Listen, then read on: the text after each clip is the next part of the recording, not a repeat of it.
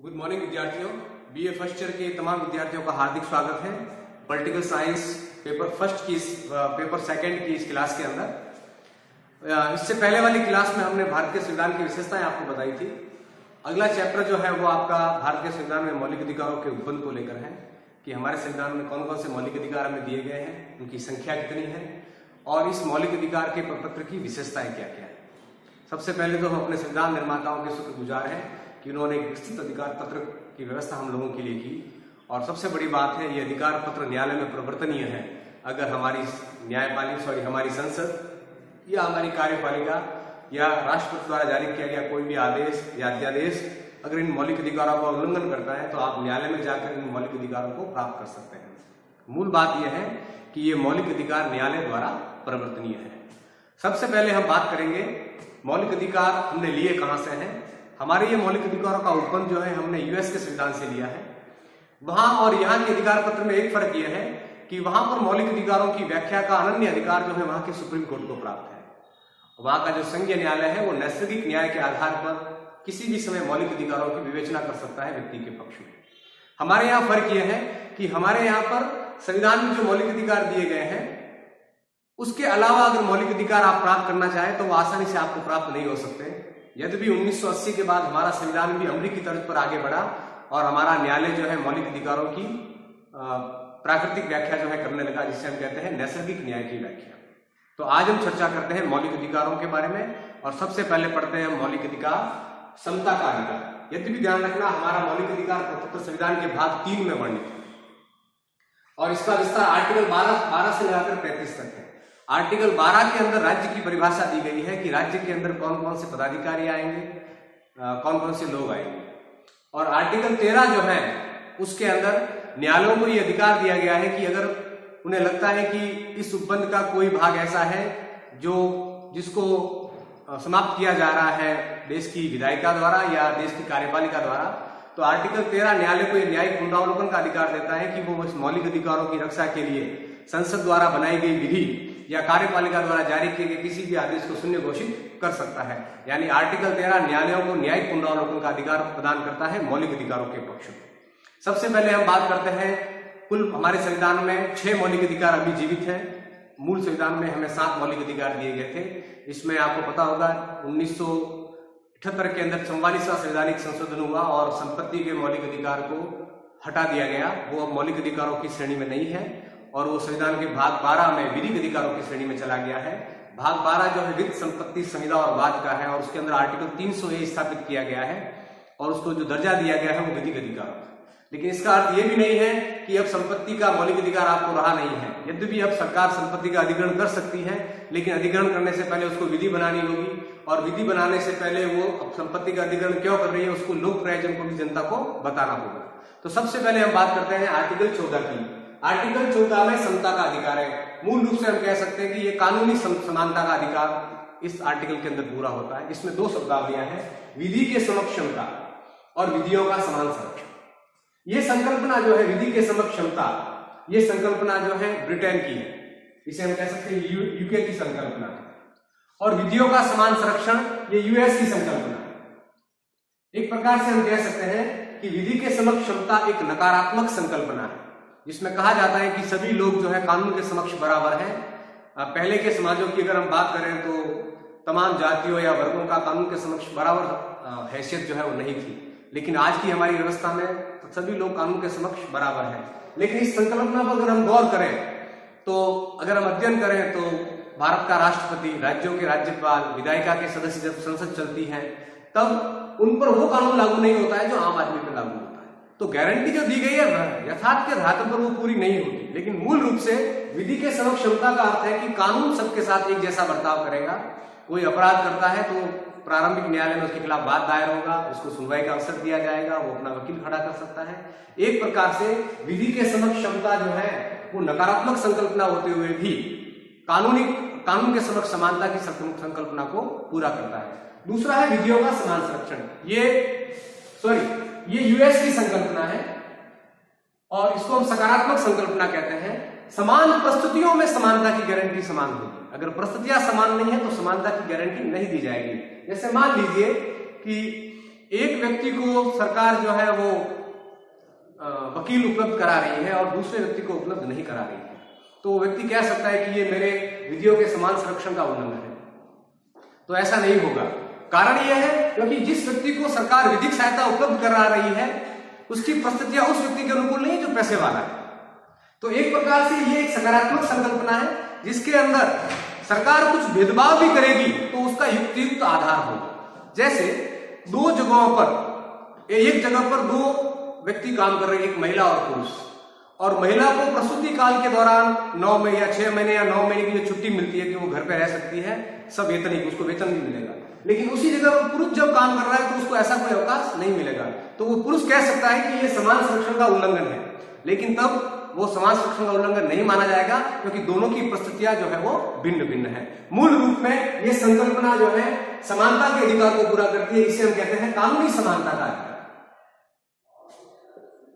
कि कानून सबके साथ एक जैसा व्यवहार करेगा और सबको विधियों का समान संरक्षण जो है प्राप्त प्रदान किया जाएगा। दूसरा आर्टिकल है अनुच्छेद 15। ये बहुत महत्वपूर्ण अनुच्छेद है जिसमें धर्म, नस्ल, जाति, लिंग या जन्म स्थान, अगर हम भारत का अध्ययन करें तो भारत में हम सामाजिक जीवन में दो प्रकार के भेदभाव के शिकार होते हैं। एक सामाजिक भेदभाव के शिकार होते हैं और एक प्राकृतिक भेदभाव। अब चूंकि प्राकृतिक भेदभाव ईश्वर प्रदत्त है, प्रकृति प्रदत्त है, उसका समाधान तो राज्य के पास भी नहीं है, यद्यपि थोड़ा बहुत वैज्ञानिक उपलब्धियां प्राप्त करके हम इसका समाधान कर सकते हैं। लेकिन कुछ सामाजिक विषमताएं ऐसी जिसका अपना कोई आधार नहीं होता। जैसे हम हमारे समाज की बात करें तो अगर भारत में आप कहीं भी घूम रहे हैं तो आप निम्न प्रकार के भेदभावों के शिकार इस देश में हो सकते हैं। पहला, आप धर्म के आधार पर भेदभाव के शिकार हो सकते हैं। जैसे आप मस्जिद में नहीं जा सकते क्योंकि आप फलानी जाति से हैं, या मान लीजिए आप नर हैं, सॉरी आप नारी हैं इसलिए नहीं जा सकते। बहुत सारे ऐसे मंदिर हैं जहां पर धर्म के आधार पर विभेद था कि फलानी जाति धर्म के लोग उसमें प्रवेश नहीं करेंगे, या आप पानी पिलाते समय उसके साथ विभेद या गलत बर्ताव कर रहे हैं। दूसरा, नस्ल के आधार पर यह भेदभाव भारत में हमेशा कायम रहा कि मैं फलानी नस्ल का इसलिए मेरे ये प्रिविलेज है, क्योंकि आप फलानी नस्ल के नहीं इसलिए आपकी ये प्रिविलेज नहीं है। दूसरा, कास्ट के आधार पर, कास्ट बेस्ड भेदभाव भारत में युगों पुरानी प्रणाली है और आपको पता है इससे हमारा समाज काफी प्रताड़ित भी रहा। एक जेंडर के आधार पर, जैविक आधार, केवल आप नारी के रूप में पैदा हुए इसलिए आप भेदभाव के शिकार होंगे, आप बहुत सारे अधिकारों से वंचित हो जाएंगे। तो इन आधारों पर, या जन्म स्थान के आधार पर, आप राजस्थान में पैदा हुए आप महाराष्ट्र में क्या मानते हैं, आप महाराष्ट्र में पैदा हुए आप राजस्थान में क्या मानते हैं। तो इन आधारों पर जो सार्वजनिक स्थल है जो सरकार द्वारा या समाज द्वारा पोषित है, उस स्थानों पर आप व्यक्ति के साथ विभेद नहीं कर सकते। मूल रूप से ना तो सरकार ऐसा विभेद कर सकती है, ना कोई सार्वजनिक व्यक्ति या निजी व्यक्ति ऐसा विभेद कर सकता है। अगर ऐसा करता है तो वो मूल रूप से आर्टिकल 15 का उल्लंघन करता है, जो ये कहता है कि धर्म, नस्ल, जाति, लिंग या जन्म स्थान के आधार पर भेदभाव का निषेध सार्वजनिक स्थलों पर। आप ध्यान रखिए, इसका अर्थ यह नहीं है सरकार ऐसा नियम भी बना सकती है कि फलाने पार्क में केवल महिला और बालक ही जाएंगे, तो वो इस भेदभाव की कैटेगरी में नहीं आएगा। वो उन वर्गों के लिए कुछ विशेष प्रिविलेज भी सरकार कर सकती है, लेकिन वो सार्वजनिक स्थलों पर भेदभाव की कैटेगरी में नहीं माना जाएगा। लेकिन मूल रूप से अगर कोई व्यक्ति ऐसा करता है, कोई समाज ऐसा करता है या राज्य ऐसा करता है, तो एक प्रकार से वो आर्टिकल 15 का उल्लंघन करता है। व्यक्ति न्यायालय में जाकर बात दायर कर सकता है कि सरकार फलाने सार्वजनिक स्तर पर मेरे प्रवेश को निषेध कर रही है, ये मेरे आर्टिकल 15 का उल्लंघन है, मुझे शिक्षा प्रदान की जाए। तो न्यायालय बकायदा इस पक्ष में अपने फैसले देगा। इसी प्रकार आगे है आर्टिकल 16। आर्टिकल 16 ये कहता है कि लोक नियोजन के विषय में अवसरों की समानता होगी। इसका सामान्य अर्थ है कि जो भी सरकारी नौकरी होती है उसमें सबको बराबर अवसर दिए जाएंगे, किसी के साथ कोई विभेद नहीं किया जाएगा। अब ध्यान रखिए आप, जो SC ST को आरक्षण मिलता है मूल रूप से तो वो इस आर्टिकल का उल्लंघन है, आर्टिकल 16 का, क्योंकि आर्टिकल 16 में जो गारंटी दी गई है लोक नियोजन के विषय में अवसर की समानता, उसका ये SC ST आरक्षण उल्लंघन करता है। दूसरा, OBC को जो आरक्षण दिया गया है वो भी इसी आर्टिकल का उल्लंघन करता है, या EWS को जो आरक्षण दिया गया है वो भी इस आर्टिकल का उल्लंघन करता है। लेकिन इस आर्टिकल के नीचे लिख दिया गया है कि कुछ विशेष कारणों से, जैसे ST SC को जो आरक्षण दिया जाता है वो उनके सामाजिक और शैक्षणिक पिछड़ेपन के आधार पर दिया जाता है। तो अगर किसी वर्गों को आरक्षण दिया जाता है तो वह आर्टिकल 16 का उल्लंघन जो है वो नहीं माना जाएगा। इसी प्रकार OBC जातियों या EWS को आरक्षण दिया जाता है तो उनके आर्थिक पिछड़ेपन के आधार पर दिया जाता है, तो वो आर्टिकल 16 का उल्लंघन जो है वो नहीं माना जाता है। लेकिन मूल रूप से ऐसा भी हमारा समाज रहा जब नियोजनों के अंदर जातिवादी प्रणाली कायम थी। अगर आप फलानी जाति के हैं तो आपके लिए फलानी भर्तियां हैं, अगर आप फलानी जाति के नहीं तो आप भर्तियों से वंचित हैं। लेकिन आजाद भारत में हमारे संविधान निर्माताओं ने ऐसी व्यवस्था की कि अब आप सरकारी नौकरियों में सबको बराबरी का अवसर प्रदान किया जाता है। हाँ, यद्यपि एसटी, एससी या ओबीसी का जो आरक्षण है वो कुछ विशेष कारणों से है, उनके रक्षा उपायों के लिए है, इसलिए ये आर्टिकल 16 का उल्लंघन नहीं माना जाता। अगर कोई व्यक्ति कहता है कि एसटी, एससी को आरक्षण दिया गया और आर्टिकल 16 का उल्लंघन है, तो स्पेशली आर्टिकल 16 में परंतु 4 में स्पष्ट कर दिया गया है कि फलाने वर्गों को जो आरक्षण दिया जाएगा वो उसके उल्लंघन का आधार नहीं बनेगा।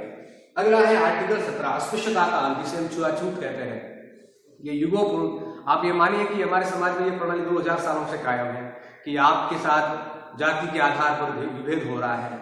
अब नया स्पष्ट आदेश है कि आर्टिकल 17 के तहत अगर कोई व्यक्ति छुआछूत करता है, भेदभाव करता है, तो आपने पढ़ा भी होगा एट्रोसिटी एक्ट, जिसे हम कहते हैं। ये अगर आप किसी दलित के साथ या किसी निम्न जाति के व्यक्ति के साथ जातीय सूचक शब्दों से अपमानित करते हैं, उनसे गाली गलौज करते हैं, तो बाकायदा एक एक्ट लागू होता है नागरिकता संरक्षण का, जिसके अंदर आप उन लोगों के साथ ऐसा नहीं कर सकते, और ऐसा अगर करते हैं तो आप आर्टिकल 17 का उल्लंघन कर रहे हैं। अस्पृश्यता का अर्थ है ना तो सरकार कर सकती है ऐसा भेदभाव, ना समाज कर सकता है। अगला है आर्टिकल 18, उपाधियों का, जिसे हम कहते हैं टाइटल प्रोहिबिशन।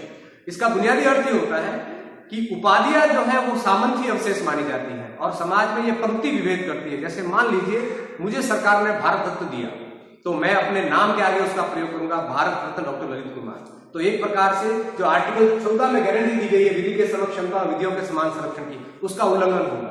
और दूसरा, हमारे संविधान निर्माता ये मानते भी थे कि उपाधियां सामंती अवशेष है, और ये बड़ी बड़ी जो राजा थे वो उपाधियां इसलिए प्रदान करते थे ताकि व्यक्तियों को अपना अनुयायी बनाया सके, फॉलोअर्स बना सके, और एक प्रकार से हयाती का भेद करते हैं, समाज में विभेद करते हैं कि मैं ऊंचा हूं क्योंकि मेरे पास ये पुरस्कार है, आप छोटे क्योंकि आपके पास ये पुरस्कार नहीं है। तो बकायदा ये नियम है कि किसी प्रकार का कोई टाइटल्स, उपाधियां जो है वो संविधान के द्वारा नहीं दी जाएगी। यद्यपि आपने भारत में भी पढ़ा होगा कि भारत के अंदर उपाधियां नहीं दी जाती, पुरस्कार दिए जाते हैं, यद्यपि वो स्वरूप उपाधियों का ही है, लेकिन मूल रूप से उपाधियों की जगह वहां पुरस्कार शब्द का प्रयोग किया गया है, जिसके साथ व्यक्ति को राशि भी दी जाती है।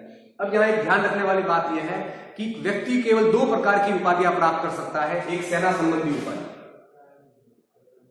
और एक शिक्षा संबंधी उपाधि। अब चूंकि ये दोनों उपाधियां किसी की अनुकंपा से उसको नहीं मिलती है, व्यक्ति के अपने भुजबल से मिलती है, तो इन 2 उपाधियों को छोड़कर बाकी उपाधि जो है वो आप धारण नहीं कर सकते। और अगर कोई ऐसी उपाधि आपको मिल भी जाती है पुरस्कार, तो नाम के आगे आप उसका प्रयोग नहीं कर सकते, क्योंकि नाम के आगे प्रयोग करते ही जो कानून के समक्ष समानता का अधिकार है उसका उल्लंघन होगा। तो मूल रूप से जो पहला मौलिक अधिकार है वो है समता का अधिकार। Thank you.